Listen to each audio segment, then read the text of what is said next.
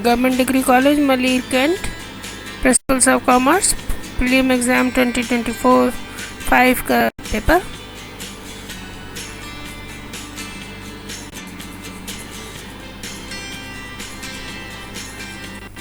Section A आपके सामने।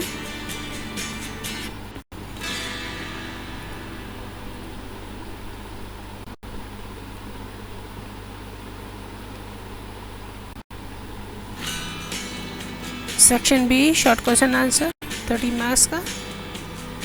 6 सवाल आपको करने हैं, सबके एक जैसे नंबर है।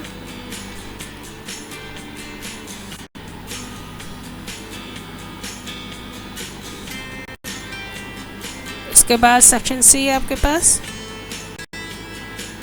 डिटेल क्वेश्चन आंसर 30 मार्क्स का। 2 सवाल करने हैं आपको, 3 दिए गए हैं, एक की चॉइस है।